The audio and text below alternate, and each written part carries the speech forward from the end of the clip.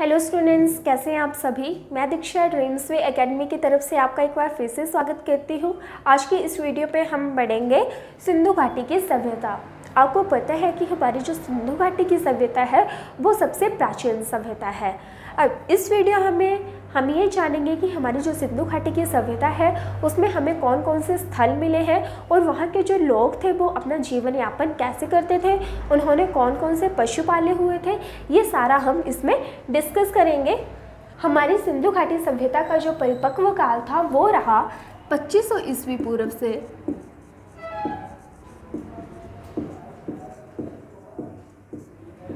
1750 ईस्वी पूर्व तक। अब हम बात करते हैं कि सिंधु घाटी सभ्यता को कैसे खोजा गया। 7वीं शताब्दी में जब पंजाब जो हमारा प्रांत है उसके लोगों ने वहाँ पर जो है वो अपने घर बनाने के लिए मिट्टी जो है उसकी खुदाई की, क्योंकि कच्चे घर होते थे तब और कच्चे घर बनाने के लिए हमें मिट्टी की ज़रूरत पड़ती थी। तो उन्होंने मिट्टी की खुदाई की ताकि वो इससे ईंटें बनाएं और वो अपने घर में उसे प्रयोग करें। जब उन्होंने मिट्टी की खुदाई की ईंटें बनाने के लिए तब उन्हें धरती के नीचे से ही उन्हें जो है वो बनी बनाई हुई ईंटें जो है वो प्राप्त हुई। और जो ईंटें उन्हें प्राप्त हुई तो उन्हें ऐसा लगा कि ये जो ईंटें उन्हें प्राप्त हुई है ये जो है ये भगवान का चमत्कार है, और उन्होंने उन ईंटों को क्या किया, अपने घरों में उसका प्रयोग किया। अब देखिए 1826 ईस्वी में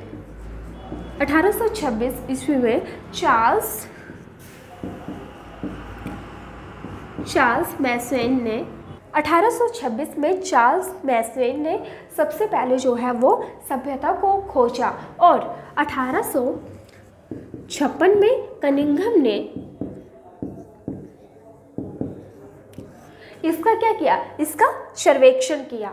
1826 में चार्ल्स मैसवेन ने इसे खोजा और इसका सर्वेक्षण किया 1856 में कनिंघम ने। अब हम बात करते हैं कि हमारा जो सबसे पहला खोजा गया सिंधु घाटी सभ्यता में जो सबसे पहला खोजा गया स्थल था वो कौन था। इसके बाद जो है वो सर्वप्रथम खुदाई हुई थी 1921 में, और ये की थी दयाराम साहनी ने। दयाराम साहनी द्वारा 1921 में खुदाई की गई थी और उन्होंने एक स्थल की खोज की थी और वो स्थल था हड़प्पा। उन्होंने हड़प्पा की खोज की थी। यहाँ से क्वेश्चन बन सकता है कि हड़प्पा की खोज किसने की थी और कब की थी। उसके बाद 1922 में की गई, और ये की गई थी राखालदास बनर्जी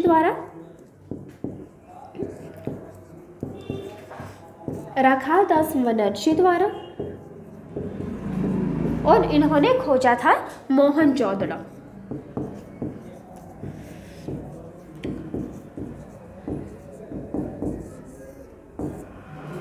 मोहनजोदड़ो को हम मृतकों का टीला भी कहते हैं। यहाँ पर मैं लिख देती हूँ कि मोहनजोदड़ो को हम मृतकों का टीला भी कहते हैं।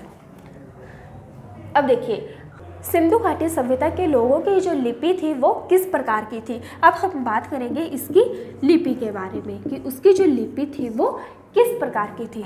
तो देखिए इसकी जो लिपि थी वो थी, सिंधु घाटी सभ्यता के लोगों की जो लिपि थी वो थी भाव चित्रात्मक। ये थी भाव चित्रात्मक। अब देखिए इनकी जो लिपि थी वो कैसे स्टार्ट होती थी। ये जो लिखते थे वो कैसे लिखते थे, वो यहाँ से स्टार्ट करते थे और ऐसे जाते थे, ऐसे ऐसे। ये इनकी जो था वो लिपि का आकार था, यानी वो पहली लाइन जो लिखेंगे वो दाएं से लिखेंगे और दूसरी लाइन जो होगी वो यहाँ से लिखेंगे, यानी वो बाएं से लिखेंगे। फर्स्ट लाइन जो आएगी वो दाएं से आएगी, सेकंड लाइन जो आएगी वो बाएं से आएगी। तो इसका आकार जो है वो है सर्पिलाकार।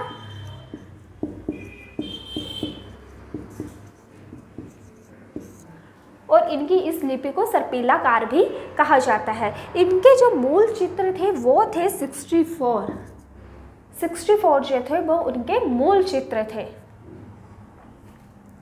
तो ये थी सिंधु घाटी सभ्यता की लिपि, और इसे जो है वो वेडेन महोदय ने पढ़ने का प्रयास किया था, लेकिन वो इसे पढ़ने में क्या रहे थे, इसे पढ़ने में वो असफल रहे थे, यानी सिंधु घाटी सभ्यता की जो लिपि है उसे अभी तक जो है वो पढ़ा नहीं जा सका है। आगे हम बात करते हैं सिंधु घाटी सभ्यता का जो विस्तार है वो कैसे हुआ। अब देखिए सिंधु घाटी सभ्यता का जो विस्तार है वो किस प्रकार का था। ये उत्तर, ये आ गया हमारा पूर्व, ये आ गया दक्षिण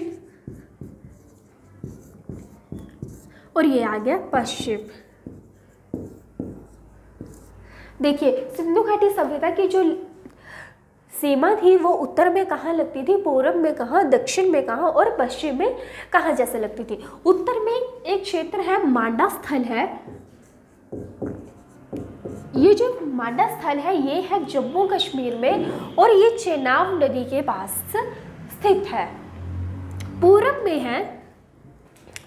में है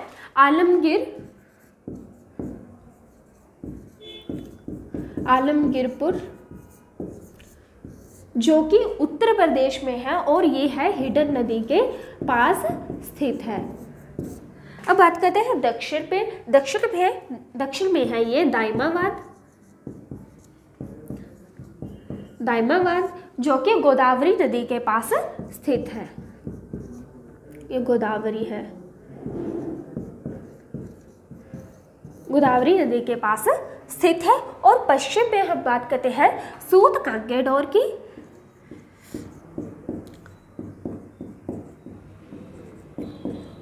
जो कि कहाँ, ये नदी है दशक नदी के पास स्थित है और ये है हमारा पाकिस्तान में।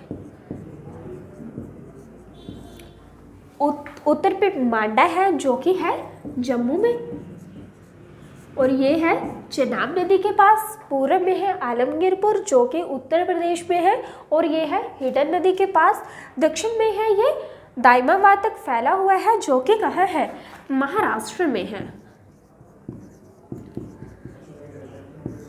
और ये गोदावरी नदी के समीप है। और पश्चिम में है सूत कांगेडोर जो कि दशक नदी के पास है और ये है पाकिस्तान में। तो ये है इसकी सीमा।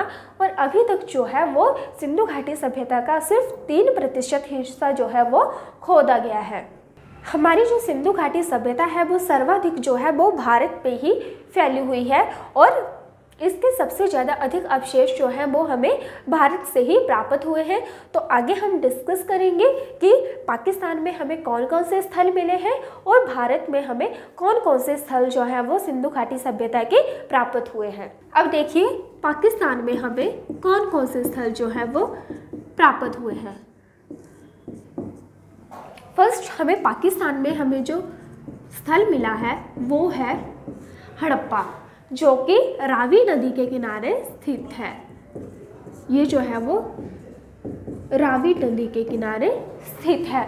उसके बाद हमें प्राप्त हुआ है मोहनजोदड़ो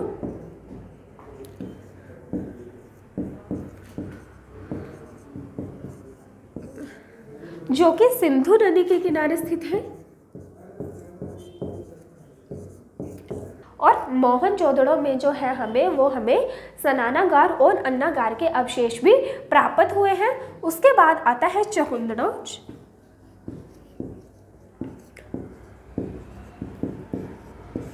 जो कि सिंधु नदी के किनारे स्थित है।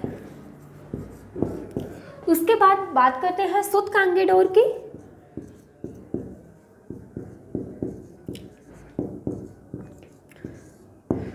जो कि दशक नदी के किनारे स्थित है। ये है दशक नदी के किनारे स्थित। और फिर आता है आमरी और आमरी में जो है वो हमें गैंडे के अवशेष जो है वो प्राप्त हुए हैं। ये है हमारे सिंधु घाटी सभ्यता के जो स्थल वो हमें कहाँ से, पाकिस्तान से प्राप्त हुए हैं। अब हम बात करते हैं कि जम्मू कश्मीर में हमें जो है वो कौन सा स्थल प्राप्त हुआ है। तो जम्मू में हमें प्राप्त हुआ है मांडा। मैंने आपको बताया था पीछे कि हमें मांडा जो कि कहाँ पर है, जम्मू कश्मीर में है और ये सबसे उत्तर में स्थित है और उसे उत्तरी सीमा भी हम कहते हैं। और ये जो है वो चेनाब नदी के किनारे स्थित है। ये जो है ये चेनाब नदी के किनारे स्थित है। उसके बाद हम बात करते हैं पंजाब की, कि हमें पंजाब में जो है वो कौन कौन से स्थल प्राप्त हुए हैं। तो पंजाब में हमें एक मिला है रोपड़, और दूसरा स्थान जो हमें प्राप्त हुआ है वो है संधौल।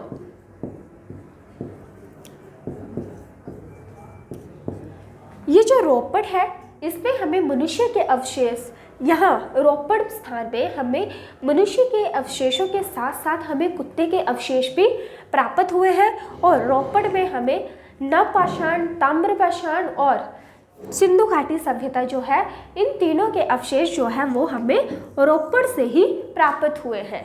आगे हम बात करते हैं हरियाणा की, कि हमें हरियाणा में कौन कौन से स्थल प्राप्त हुए हैं।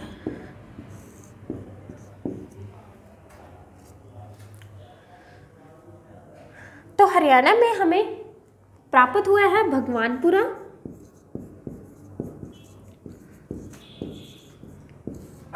और हमें राखीगढ़ी और बनवाली,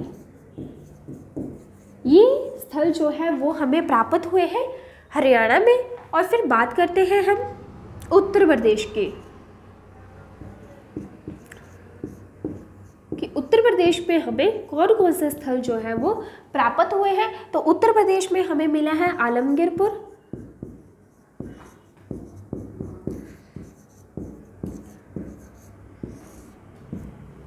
संधौली, संधौल जो था वो अलग, वो है पंजाब में, और संधौली जो है वो है उत्तर प्रदेश में।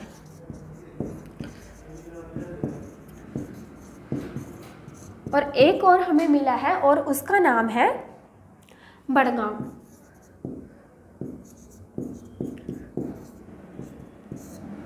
ये जो हमें स्थल है वो हमें प्राप्त हुए हैं उत्तर प्रदेश से। अब देखिए हमें राजस्थान में कौन सा स्थल जो है वो मिला है। तो राजस्थान में हमें मिला है कालीबंगन। राजस्थान में जो है वो हमें कालीबंगन स्थल जो है वो प्राप्त हुए हैं, और कालीबंगन को हम कालीबंगा भी कहते हैं। और कालीबंगन से हमें जो है वो कच्ची ईंटों के प्रमाण मिले हैं, इसके साथ हमें जुते हुए खेत भी मिले हैं, और हमें काले रंग की चूड़ियों के साक्ष्य भी जो है वो हमें प्राप्त हुए हैं। और ये जो कालीबंगन है ये घग्गर नदी के किनारे जो है वो बसा हुआ था। आगे हम बात करते हैं गुजरात में, बात करते हैं हम गुजरात की। तो गुजरात में हमें मिला है लोथल, जो कि भोगवा नदी के किनारे स्थित है, और इसकी खोज जो है वो की है रंगानाथ राव ने। रंगानाथ राव ने इसकी खोज की है। और कालीबंगन जो है इसकी खोज जो की है वो की है ए घोष ने। गुजरात में हमें धोलावीरा भी प्राप्त हुआ है, और धोलावीरा में जो था कि धोलावीरा में जो नगर परियोजना थी वो 3 भागों में विभाजित थी। आगे है सुत कागेदौर। नेक्स्ट हम बात करेंगे कि जो सिंधु घाटी सभ्यता की थी उसकी जो विशेषताएं थी वो क्या क्या थी, इसकी हम पढ़ेंगे अब विशेषताएं। अब देखिए सिंधु घाटी सभ्यता जो थी वो एक नगरीय सभ्यता थी। यहाँ पर जो नगर थे वो सुव्यवस्थित ढंग से बनाए जाते थे, और वहाँ के जो लोग थे वो सर्वाधिक प्रयोग करते थे कांसे का। कांसे का प्रयोग, इसे कांस्य युगीन सभ्यता भी कहा जाता है। इन्होंने जो है वो तांबा, पहले जो है वो तांबा, उसके बाद उसमें उन्होंने प्लस टीन, इन दोनों को मिलाकर जो है वो कांसा तैयार किया था। और इन्होंने जो सबसे पहले औजार बनाया था वो बनाया था इन्होंने कुल्हाड़ी। तो ये आपसे एक क्वेश्चन पूछा जा सकता है कि उन्होंने सबसे पहला औजार जो था वो कौन बनाया था, तो वो बनाया था उन्होंने कुल्हाड़ी। आगे हम बात करते हैं कि हमारी जो ये सभ्यता थी ये थी आद्य ऐतिहासिक सभ्यता। इसको हम आद्य ऐतिहासिक सभ्यता भी कहते हैं, क्योंकि इसमें जो है वो जितने भी इनकी भाषाएं थी, 64 इनके मूल चिन्ह थे, उन्हें वो अब तक पढ़ा नहीं जा सकता था, तो इसे आदि ऐतिहासिक सभ्यता भी कहते हैं। उसके बाद हम करते हैं इसके व्यापार की बात। तो ये सभ्यता जो थी ये व्यापार प्रधान सभ्यता थी। यहाँ पर जो है वो कृषि की जाती थी, पशुपालन भी जो था वो किया जाता था और कृषि का जो है वो व्यापार भी ये लोग करते थे। और सिंधु घाटी सभ्यता के जो लोग थे इन्होंने सबसे पहले जो है वो कपड़े का प्रयोग जो है वो किया था। नेक्स्ट हम बात करते हैं सिंधु घाटी सभ्यता के जो लोग थे उनकी जो जीवन शैली थी। नेक्स्ट हम बात करते हैं कि सिंधु घाटी सभ्यता के जो लोग थे उनकी जीवन शैली जो थी वो कैसी थी। तो जीवन शैली में हम बात करते हैं राजनीतिक व्यवस्था की, कि उनकी जो राजनीतिक व्यवस्था थी वो कैसी थी। इसमें जो है वो जो भी हमारे खोजकर्ता और इतिहासकार हैं उनका आपस में मतभेद है। हम जीवन शैली की बात कर रहे हैं। सिंधु घाटी सभ्यता के जो भी खोजकर्ता थे और जो इतिहासकार थे उनमें जो है वो मतभेद है, क्योंकि कुछ इतिहासकार मानते थे कि वहाँ पर जो है वो पुरोहित का कि सब कुछ जो है वो पुरोहित के हाथ में था, और कुछ लोग जो है वो मानते थे, यानी कुछ इतिहासकार या खोजकर्ता मानते थे कि ये सारा ही जो है वो व्यापार प्रधान था, कि किसी एक व्यापारी के पास था। और कुछ इतिहासकार का मानना है कि ये सारा जो था वो एक किसी राजा के पास था, यानी कि वहाँ पर जो है वो राजतंत्र था। इनकी जो राजनीतिक व्यवस्था थी उसमें जो है वो मतभेद है। अब हम बात करते हैं आर्थिक व्यवस्था की,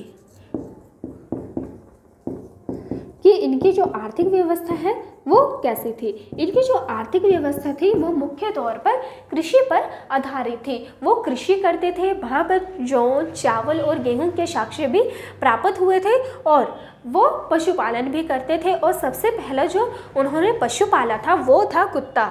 सबसे पहले सिंधु घाटी सभ्यता में कुत्ते को पाला गया था। आगे हम बात करेंगे उनके सामाजिक जीवन की। सिंधु घाटी सभ्यता में जो है वो लोगों को जो 4 वर्गों में बांटा गया था, और ये 4 वर्ग थे। फर्स्ट था योद्धा, सेकंड था पुरोहित, थर्ड थे व्यापारी, और फोर्थ नंबर पे आते थे हमारे मजदूर। इन 4 वर्गों में जो है वो सिंधु घाटी सभ्यता के लोगों को बांटा गया था। अब नेक्स्ट हम बात करेंगे उनकी संस्कृति की, कि जो उनकी संस्कृति थी वो किस प्रकार की थी। सिंधु घाटी सभ्यता में लोगों की जो संस्कृति थी वो ये थी कि वो मातृ देवी की पूजा करते थे, और वहाँ पर जो है वो मातृ देवी के साक्ष्य भी उन्हें प्राप्त हुए हैं, और उन्हें जो है वो लिपि का ज्ञान था। वो लिखते थे, लेकिन उस लिपि को अभी तक जो है वो पढ़ा नहीं जा सका है। और चौहंदड़ो जो है वो वहाँ पर सौंदर्य का सामान हमें काफ़ी भारी मात्रा में प्राप्त हुआ है। तो इसका मतलब ये है कि वहाँ के लोगों को जो है वो सजने संवरने का भी काफ़ी शौक था। तो ये थी सिंधु घाटी सभ्यता, जिसकी मैंने आपको थोड़ी बहुत ही जानकारी प्रदान की। अगर आपको ये वीडियो पसंद आई हो, अगर आपको इससे रिलेटेड कोई क्वेश्चन पूछना हो तो आप मुझे कमेंट सेक्शन में ज़रूर बताएं। अगर आपको वीडियो पसंद आई हो तो इसे लाइक, शेयर और कमेंट ज़रूर करें, और ड्रीम्स वे एकेडमी के इस चैनल को सब्सक्राइब जरूर करें, और बेल आइकन बटन को दबाना ना भूलें। Thank you.